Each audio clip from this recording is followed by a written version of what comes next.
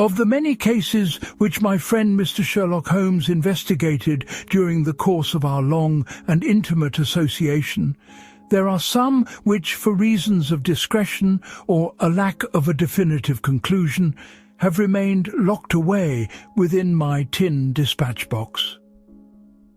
The affair I now commit to paper, that of Mrs. Farintosh and the Opal Tiara, was one such case. For many years, the lady's high position in society and the delicate nature of the circumstances made its publication an impossibility. Now, with the principal actors having long since passed from this world and the scandal it threatened having faded into the mists of time, I feel I may at last lay the facts before the public. The singular chain of events and the masterful way in which Holmes untangled a skein of the most baffling complexity mark it as a truly remarkable demonstration of his unique methods. I find, upon consulting my notes, that it was upon a dreary Tuesday in November of '95 that the affair commenced.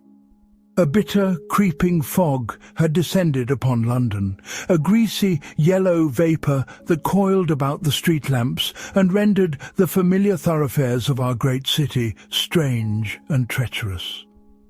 Within the warm confines of our sitting-room at 221B Baker Street, however, the atmosphere was one of companionable cheer. A brisk fire crackled in the grate, and the soft glow of the oil lamp cast a ruddy light upon the chaotic jumble of my friend's chemical apparatus and the scattered papers that littered every available surface. Holmes himself was in one of his most trying moods. For a week, the newspapers had been devoid of anything to pique his interest, and the criminal classes of London appeared to have entered into a period of unprecedented virtue. He had paced the room for hours, a restless energy emanating from his tall, spare frame. He had scraped idly at his violin, producing sounds of such melancholy that they seemed a fitting accompaniment to the mournful sigh of the wind in the chimney.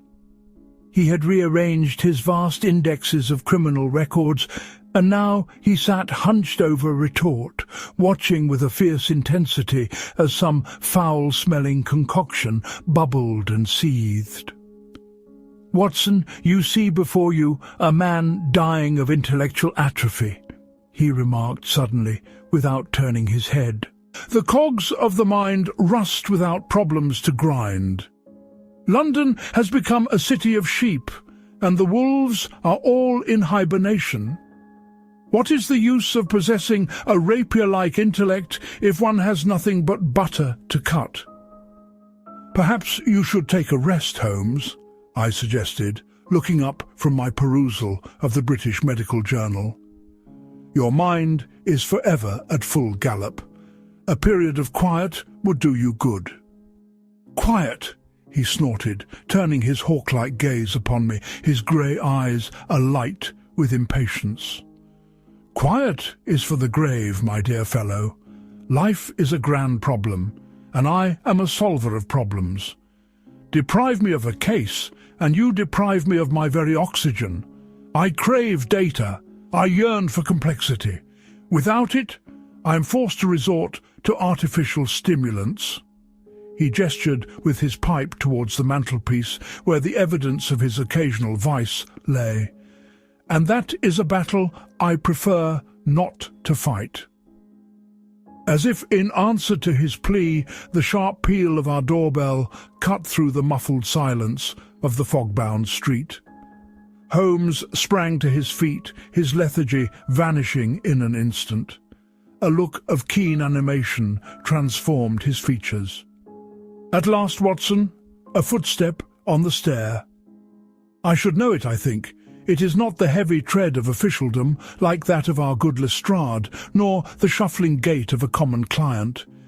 It is light, yet agitated. A lady of quality, I should surmise, and one in considerable distress. Listen to the rustle of her skirts, the hesitation before our door. This promises something of interest." He had scarcely finished his deductions when Mrs. Hudson showed a lady into our rooms. Our visitor was a woman of perhaps 35 years of age, tall and elegantly attired in a sealskin coat and a fashionable hat from which a veil was drawn back, revealing a face of classical beauty. Her features, however, were pale and drawn, and her gloved hands were clasped together so tightly that the knuckles showed white. There was a frantic, hunted look in her fine blue eyes that spoke of a mind stretched to the very limits of its endurance. "Mr. Sherlock Holmes?" she asked, her voice a low, trembling whisper. "I am he," my friend said, stepping forward and bowing with an old-world courtesy that he seldom displayed. "And this is my friend and colleague, Dr. Watson, in whom you may confide as you would in myself. Pray be seated, madam, and tell us what has so distressed you." He guided her to the armchair by the fire, and I hastened to pour her a glass of sherry, for she seemed on the verge of collapse. She took it with a grateful nod, though her hand trembled so that the glass rattled against her teeth. "My name," she began, "is Mrs. Amelia Farintosh. I am the wife of Mr. Julian Farintosh, of the Kensington Farintoshes." Holmes nodded. "The name is not unknown to me. Your husband is a man of some note in the city, I believe." A shadow passed across our visitor's face. "My husband and we are not presently residing together," she said with a delicate hesitation. "But that is not the matter upon which I have come to consult you. Mr. Holmes, I have been the victim of a most dreadful and inexplicable robbery. My Opal Tiara has been stolen." "The Farintosh tiara?" Holmes's eyes lit up with interest. "I have read of it. A piece of considerable value and unique design, if I am not mistaken. Fashioned by a French artisan in the last century, is it not?" "The very same," she confirmed, her voice catching with a sob. "It is not merely its monetary value, which is immense, but its sentimental worth. It has been in my husband's family for generations. To lose it is unthinkable. And the circumstances, Mr. Holmes, they are what make it so utterly terrifying. Pray compose yourself and give us the facts in their chronological order," said Holmes, leaning forward in his chair, his long, thin fingers steepled before him, a master craftsman eager to be presented with a worthy challenge. "Last night," began Mrs. Farintosh, "I hosted a small dinner party at my home, number 14, Prescott Gardens, Kensington. There were but 4 guests. Afterwards we retired to the drawing-room for music. At around 11 o'clock I excused myself and went up to my boudoir, intending to fetch a small enamelled box of correspondence I wished to show my friends. It was then that I discovered the theft." "The tiara was kept in your boudoir?" "Yes, in a new Chubb safe, which was installed in the wall and concealed behind a heavy tapestry. I am a nervous woman, Mr. Holmes, and I take every precaution. The key to the safe I wear on a chain about my neck at all times." She touched her throat to indicate the place. "And the safe was locked when you entered the room?" "It was. That is the heart of the mystery. The door to my boudoir was also locked. I locked it myself when I came down for dinner at 7 o'clock. The only other key is held by my personal maid, Eliza, a girl who has been with me for 10 years and whom I trust implicitly." "And where was Eliza during this time?" "She was downstairs with the other servants. When the police questioned her, she swore that the key had not left her possession all evening." "So," Holmes mused, his eyes half closed, "we have a locked room containing a locked safe, and the object within has vanished." There was no sign of forced entry on either the door or the safe itself. None whatsoever. Inspector Lestrade of Scotland Yard, whom my brother insisted on calling, examined it himself. He was utterly baffled. He said it was as if the tiara had simply melted into thin air. He spoke of bringing in a locksmith, of looking for secret panels, but he found nothing. He left an hour ago, promising to make inquiries, but I have no faith in him, Mr. Holmes. His methods are so pedestrian. I need something more. I need you. I see, said Holmes, a flicker of a smile playing on his lips at the mention of his professional rival. Tell me about the tiara itself. Describe it to me. It is a delicate tracery of platinum and diamonds, she explained, set with 3 very large opals of exceptional fire and quality. They are cabochon cut, and they have a most peculiar, almost hypnotic shimmer. Some say they are unlucky stones, Mr. Holmes. There is a legend, a curse attached to them. Ah, a curse, Holmes murmured, his interest visibly quickened. And do you give credence to such legends, Mrs. Farintosh? I did not, she whispered, her eyes wide with a superstitious fear. But now I do not know what to believe. Julian, my husband, he always hated the tiara. He said it brought a shadow into our house. And where is Mr. Farintosh now? Holmes asked, his tone deceptively casual. He resides in chambers at the Albany. We have been estranged for 6 months. The words were spoken with a palpable pain. And his financial situation? Mrs. Farintosh flushed. Julian has had some recent difficulties, I believe, but he could not stoop to common theft, not from his own family. The human heart is a strange and complex instrument, madam, Holmes observed. Now, tell me of your guests. Who were they? There was Sir George and Lady Atherton, old friends of the family. Then there was a Mr. Silas Davenport, an American gentleman who is a collector of antique jewellery and has often expressed his admiration for the tiara. And finally, my cousin, a Captain Eustace Morley. And the staff? Only my butler Jennings, who has been with the family for 30 years, and my maid, Eliza. The cook and the housemaid were in their own quarters and saw nothing. Holmes rose and began to pace the floor once more, but this time it was the controlled, predatory pacing of a hound that has scented its quarry. The problem presents some points of interest, he remarked, more to himself than to us.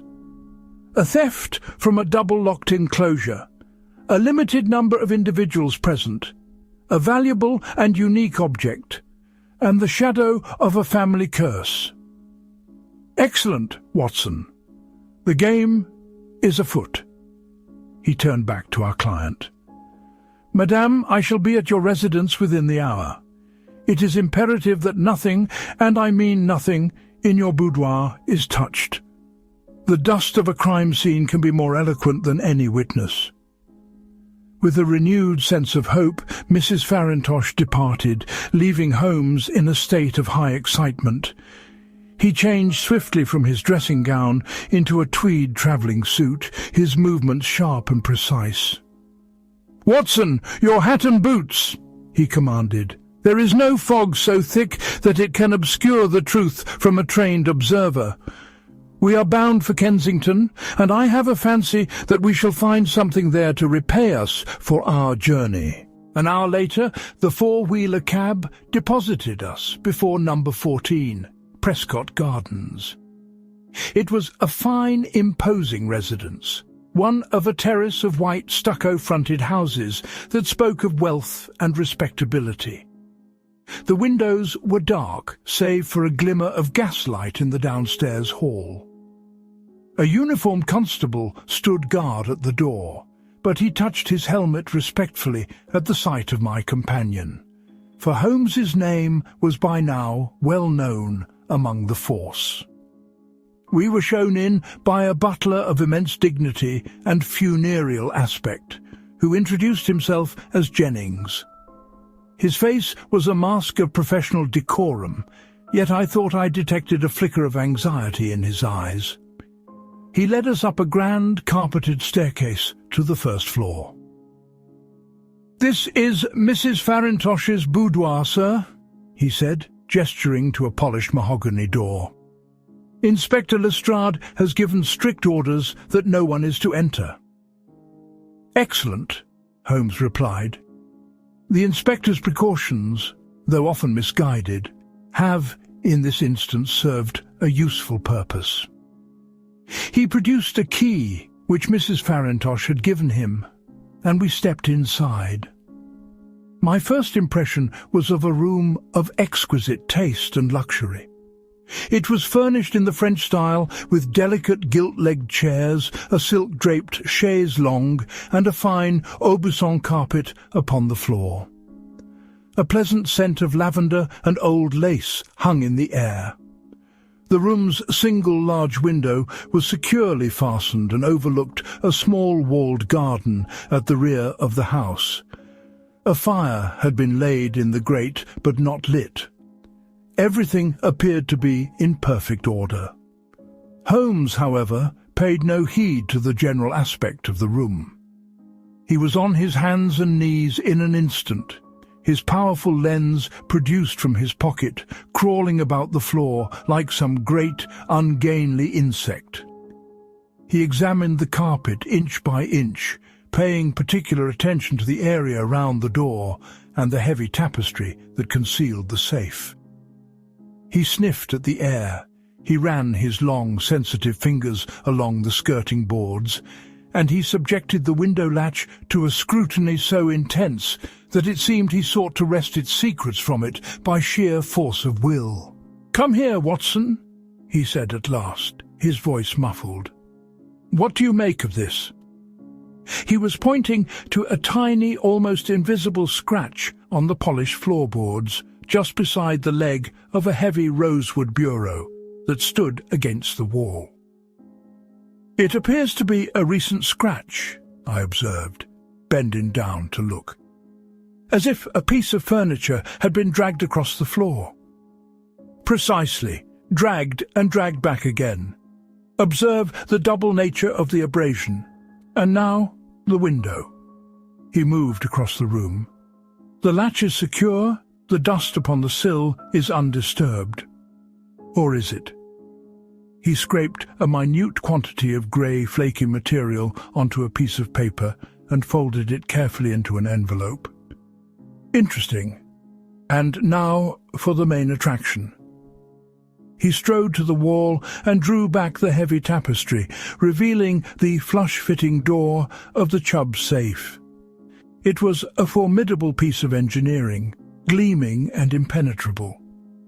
Holmes examined its surface, the keyhole, and the surrounding wall with the utmost care. "No marks," he murmured. "No scratches from a picklock, no residue of explosive. It was opened with a key, and a key alone. Mrs. Farintosh wears her key about her neck. Her maid, Eliza, keeps hers in a sewing box in her room. Let us have a word with this maid, Watson." We found Eliza in the servants' hall, a pale, red-eyed girl who seemed terrified of my friend's sharp, questioning gaze. She repeated her story in a faltering voice.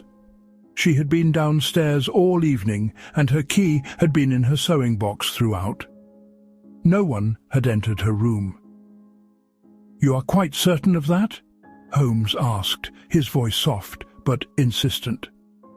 "Yes, sir, quite certain." "You did not leave your post for any reason? You did not, for example, step out into the garden for a breath of fresh air?" The girl's face, already pale, turned a deathly white. "No, sir. I was in the kitchen all evening with Jennings and the cook. "I see," said Holmes, and I knew from his tone that he had noted the lie. He did not press her further, however. After a brief and equally fruitless conversation with the butler, Jennings, whose story confirmed that the household had been proceeding in its normal routine, Holmes announced that he had seen enough. As we were preparing to leave, Inspector Lestrade was announced. He bustled into the hall, his small, rat-like face full of self-importance. "Ah, Holmes," he cried. "So they called you in, did they? Wasting no time, I see. Well, you'll find nothing here. It's a complete mystery. An inside job, if you ask me, but how it was done is beyond me. I've had my men searching the area for any known jewel thieves, but it's like looking for a needle in a haystack." "Have you considered the possibility that it was not done by a known jewel thief?" asked Holmes mildly. "Eh? What's that? Of course it was a jewel thief.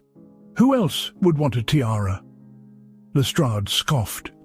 "A question I have been asking myself," Holmes replied, with a cryptic smile. "I shall leave you to your needles, Inspector. I, for my part, have a few threads of my own to follow. Good day to you." And with that, he swept out of the house, leaving the inspector staring after him with a mixture of suspicion and grudging respect. "Well, Watson," said Holmes, as our hansom cab rattled back towards Baker Street through the swirling fog, "what did you make of it all?" "I am as baffled as Lestrade," I confessed. "It seems an impossible crime, unless the maid Eliza is lying and was an accomplice. Her agitation was certainly pronounced. Yes, the girl is hiding something. That much is clear. But is she a thief? I think not. Her fear was genuine, Watson, but it was not the fear of a common criminal. It was the fear of a young woman caught in a web far more complex than a simple burglary. And did you notice her hands?" "Her hands? I can't say that I did." "They were the hands of a needlewoman, calloused at the fingertips, but there was a small dark stain on her right index finger, a chemical stain. Silver nitrate, unless I am much mistaken." "Silver nitrate? What on earth would a lady's maid be doing with silver nitrate?" "An excellent question, and one which we must answer. It is used in photography, among other things. A hidden hobby, perhaps, or something more. Then there is the matter of the scratch on the floor and the grey flakes from the window-sill. The problem is taking shape, Watson. It is beginning to assume a most interesting and unusual form." Back in our rooms, Holmes fell into a profound silence that lasted for the rest of the evening. He sat in his armchair, wreathed in the smoke from his Fowler's clay pipe, his brow furrowed in concentration. I knew better than to disturb him when he was in the grip of a problem, and so I retired early, leaving him to his thoughts and his tobacco. The next morning, however, he was a man of action once more. A telegram had arrived while I was dressing. He tossed it over to me at the breakfast table. It was from Lestrade. Known fence silky, Joe Parker, arrested in Whitechapel. Pawn ticket for diamond brooch found in his possession. Brooch identified as belonging to Mrs. Farintosh. Making arrest in tiara case. Your assistance no longer required. I looked at Holmes in astonishment. Well, Holmes, it seems Lestrade has solved it after all. A simple theft, as he suspected. Holmes chuckled dryly. My dear Watson, Lestrade is a master of the obvious. He has found a fish in the sea and declared that he has discovered Atlantis. The brooch is a trifle, a piece of costume jewellery left on a dressing table. Its theft was a clumsy afterthought, designed to mislead. Parker is a common footpad, not an artist capable of bypassing a locked Chubb safe. No, this is a distraction, a red herring of the most vivid hue. The real quarry is still at large. But what are you going to do? I'm going to pay a visit to Mr. Julian Farintosh at the Albany, he announced, draining his coffee cup. A man who hates a cursed tiara and is in financial straits bears closer examination, I think. And after that I shall have a word with the American collector, Mr. Silas Davenport. A man who openly admires a stolen object is either a fool or a clever rogue. I am keen to discover which. He was gone for most of the day. I spent my time attending to my patients, my mind continually returning to the strange affair in Kensington. The locked room, the nervous maid, the superstitious fear of our client. It was a puzzle of the most intricate design, and I longed to see how my friend would unravel it. Holmes returned late in the afternoon, and I could see from the twinkle in his eye that his expeditions had been fruitful. "Well, Watson, I have seen the estranged husband and the avid collector," he said, flinging himself into his chair, "and they are both most illuminating." "You have found the thief?" I cried. "I have found a great deal. Mr. Julian Farintosh is a broken man. He is a gambler, Watson, and a foolish one at that. He has lost a fortune on the stock market and at the card table. He admitted his financial ruin quite candidly. He also harbours a deep resentment for his wife, or rather for her family's money, which he feels has emasculated him, and he despises the tiara. He calls it the serpent and claims it has brought nothing but misery to his line. Then he is the man, Holmes. His motive is clear: revenge and profit. It is plausible, Holmes conceded. He certainly has the motive. But does he have the means? To orchestrate such a delicate and precise operation from his chambers in the Albany would require a confederate of extraordinary skill. He denies any involvement with a vehemence that, I must confess, strikes me as genuine. He seems more lost in self-pity than capable of masterminding a brilliant crime. And what of the American Davenport? Mr. Davenport is a different proposition altogether. A cool, shrewd man of business with a passion for beautiful things. His apartment is a museum of treasures. He made no secret of his desire to possess the Farintosh tiara. He even told me, with a rather unpleasant smile, that he had made Mrs. Farintosh a standing offer for it, which she had refused. He is a man who is accustomed to getting what he wants. He sounds a more likely candidate, then. Perhaps he too has an alibi for the time of the theft. He was at his club. But like Farintosh, he could have employed an agent. There is, however, one small point that argues against his guilt. When I mentioned the curse, he laughed aloud. He is a man utterly devoid of superstition, a modern materialist. The psychological aspects of the case, the locked room, the atmosphere of fear, do not bear his signature.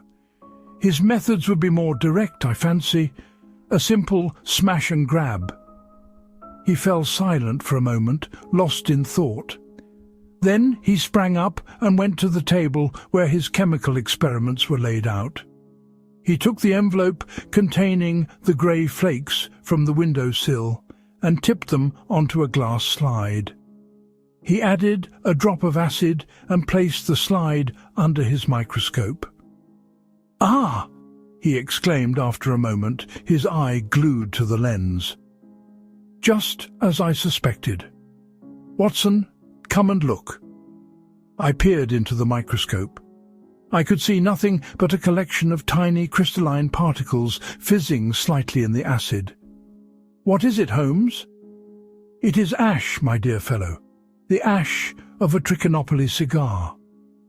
A cigar? But Mrs. Farintosh said no one in the household smoked. Precisely, which means someone from outside the household was in that room.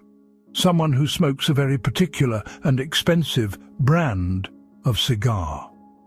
Now, let me see. He dived into his vast collection of monographs. Ah, here we are. Upon the distinction between the ashes of 140 varieties of tobacco. Trichinopoly, a long dark cigar of Indian manufacture. A connoisseur's smoke. Neither Mr. Farintosh nor Mr. Davenport smokes them. I made a point of observing. So, we have a third man in the equation. My head was spinning. The case, which had seemed to be narrowing, was now expanding in ever more confusing directions. But Holmes, how could this third man have entered a locked room? That is the question, he replied, his face grim. But we are gathering our data. The scratch on the floor, the silver nitrate on the maid's finger, and now the cigar ash. The picture is beginning to emerge from the fog. I must send a few telegrams. And then, Watson, we shall pay a second visit to Prescott Gardens. I wish to re-examine the garden at the rear of the house. Our second visit to the scene of the crime was conducted after dark. The fog had lifted, and a cold, clear moon shone down upon the city. Leaving our cab at the end of the street, we approached the house from the rear via a narrow mews. Holmes, with the agility of a cat, scaled the garden wall and dropped lightly into the flower bed below. I, being of a somewhat less athletic build, followed with considerably less dignity. The garden was small and tidy, mostly laid to lawn, with a paved path running beneath the window of the boudoir. Holmes produced a lantern and began a minute examination of the ground. "Look here, Watson," he said, pointing to a flower bed directly beneath the window. "Footprints, several of them, partially obscured. They are fresh. A man's boot, size 9, with a worn heel." He then turned his attention to the path. He knelt down, his nose almost touching the flagstones, and let out a soft cry of satisfaction. "Ha! This is most excellent. Can you see it?" He held the lantern low. Caught in a crevice between two stones was a small, dark object. Holmes tweezed it out with infinite care. It was the burnt-out stub of a cigar. "The Trichinopoly," he breathed, holding it up as if it were a precious gem. Our mysterious visitor was here. He stood on this very spot, looking up at the window. "But the window was locked from the inside, Holmes," I protested. "How could he have gained entry?" "He did not need to," Holmes said softly. "He was not the thief who entered the room. He was the recipient of the stolen goods. The tiara was passed out of the window to him." "By whom?" "The maid, Eliza." "Perhaps. But how did she open the safe? Mrs. Farintosh wears the only key. Or does she?" "Watson, I believe the time has come for a final confrontation. The net is closing, and I think I know which fish it will contain." The following evening, a strange assembly gathered in our sitting room at Baker Street. At Holmes's request, Mrs. Farintosh had come, looking more pale and anxious than ever. He had also insisted on the presence of her maid, Eliza, who sat twisting her handkerchief in her hands, her eyes darting nervously about the room. Holmes stood before the fireplace, his back to us, looking every inch the high priest of justice about to deliver a final, damning verdict. "I have asked you here," he began, turning to face us, his voice crisp and authoritative, "because I have solved the mystery of your missing tiara, Mrs. Farintosh." Our client gave a start. Eliza let out a small, frightened gasp. Inspector Lestrade, Holmes continued, believes he has solved the case by arresting a common thief found with your brooch. He is, as is often the case, mistaken. The theft of the brooch was a mere blind. The true crime was one of singular audacity and cunning. He paused, letting his words sink in. The problem, as I saw it, was twofold. Firstly, how was a locked safe in a locked room opened? And secondly, who had the motive to perform such a feat? The obvious suspects were your estranged husband and the collector, Mr. Davenport. Both had motives of a kind, but both also had alibis, and neither fitted the peculiar psychological profile of the crime. I therefore looked for another solution. My investigation at your home revealed several small but crucial clues: a scratch on the floor by a heavy bureau, a trace of cigar ash on the windowsill, and a stain of silver nitrate on your maid's finger. At this, Eliza began to sob quietly into her handkerchief. These clues led me to construct a hypothesis. Let us suppose that the tiara was not stolen from the safe at all. Let us suppose it was taken out of the safe before the dinner party by someone with a key. That person then locked the empty safe. The bureau was dragged aside to allow access to the safe, and then dragged back, causing the scratch. Later that evening, the tiara was passed out of the window to an accomplice waiting in the garden below, an accomplice who smoked Trichinopoly cigars. "But who?" whispered Mrs. Farintosh. "Who would do such a thing?" "The key, madam, is the key," Holmes declared, his voice rising with dramatic intensity. "You wear your key around your neck. Your maid keeps hers in the sewing box. But what if there was a third key? A duplicate? How could one be made without your knowledge?" He turned his piercing gaze upon the weeping maid. "Eliza, you are a loyal servant, are you not? You would do anything to protect your mistress?" The girl nodded, unable to speak. "You have a beau, a young man who is a photographer's assistant?" Holmes continued relentlessly. "And he has fallen into debt? And a cruel man has been pressuring him?" Eliza's sobs grew louder. "He made me do it," she cried. "He said he would harm Tom if I didn't help him." "He made you do what, girl?" Holmes's voice was suddenly gentle. "He made me borrow the mistress's key just for an hour. I took it from her dressing table while she was bathing. My Tom, he made a copy of it. He's clever with his hands, see? He made an impression in wax. Then he gave the real key back, and I returned it before the mistress even knew it was gone." "And the silver nitrate?" "From Tom's work, sir. It got on my hands when I was handling the wax impression." A gasp came from Mrs. Farintosh. She stared at her maid as if seeing her for the first time. "So, a duplicate key was made," Holmes said, his eyes now fixed upon his client. "But Eliza did not steal the tiara. She did not have the nerve, nor was she the true target of this scheme. She was merely a pawn. The man who orchestrated this, the man who waited in the garden, knew a great deal about your household, Mrs. Farintosh. He knew of the tiara. He knew of Eliza's devotion to you, and he knew of her young man's troubles. But most importantly, he knew a secret about you. A secret so terrible that you would be willing to give up a priceless heirloom to protect it." Mrs. Farintosh had risen to her feet, her face a mask of horror. "No, it cannot be." "Oh, but it can," said Holmes, his voice like a blade of ice. "You were not the victim of a robbery, madam. You were the victim of a most vicious blackmail.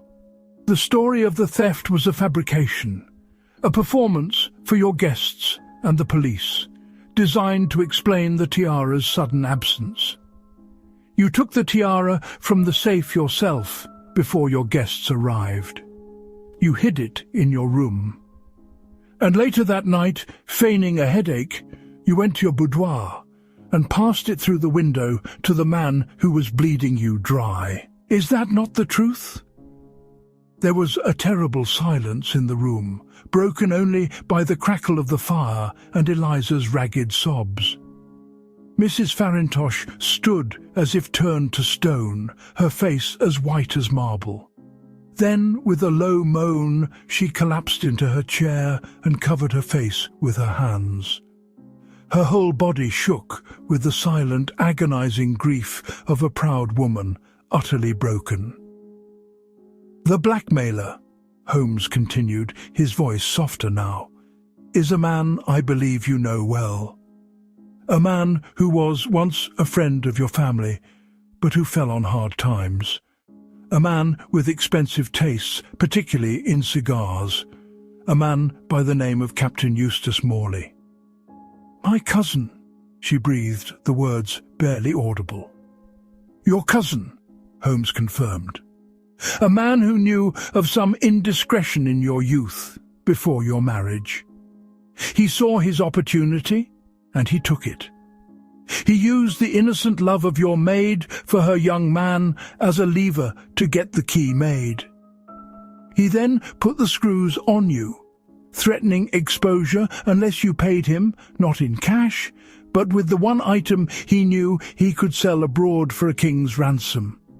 It was a devilish plan, and it almost succeeded." "But how did you know it was him?" I asked, astounded at the intricate web he had uncovered. When Mrs. Farintosh first enumerated her guests, she mentioned her cousin, Captain Morley. It was a small point, but it lodged in my mind. Later, when I discovered the cigar ash, I made inquiries. I have a tobacconist in St. James's who knows the smoking habits of every man of fashion in London. He confirmed that Captain Morley is one of the few men in the city who smokes trichinopolis. The final piece fell into place. Morley, as a cousin, would know the family secrets. As a guest at the party, he could observe the success of his scheme at first hand. He played his part to perfection, even offering his condolences to his victim. Holmes stepped forward and placed a gentle hand on Mrs. Farintosh's shoulder. "The game is up, madam. I sent a telegram to Captain Morley this afternoon in your name, telling him that I knew everything and that his only hope was to return the tiara immediately. I suggested he leave it in a carpet bag in the left luggage office at Charing Cross Station and send the ticket to me. I have reason to believe that, being a coward as well as a scoundrel, he has complied. The tiara will be returned to you, and the captain, I imagine, will be taking an extended holiday abroad very shortly." And so the singular case of Mrs. Farintosh and the Opal Tiara reached its conclusion. True to Holmes's prediction, the luggage ticket arrived by the last post, and I was dispatched in a cab to retrieve the precious heirloom. Mrs. Farintosh, her secret safe, departed into the London night, a woman saved from the brink of ruin. Her gratitude was boundless, though her shame was profound. As for the maid, Eliza, her mistress, in a display of remarkable compassion, forgave her foolish complicity, and I believe even helped her young man to find a more secure position, far from the temptations of the great city. "A sad business, Watson," Sherlock Holmes remarked, as he stood before the fire that night, filling his pipe once more. "It shows how the misdeeds of our youth can cast a long and dark shadow upon our later years. It was a three-pipe problem, and a most intriguing one. It possessed that element of the bizarre and the outre which lifts a crime from the commonplace. And now, my dear fellow, unless you have any objection, I'm going to scrape upon my violin. I feel in the mood for something light and cheerful.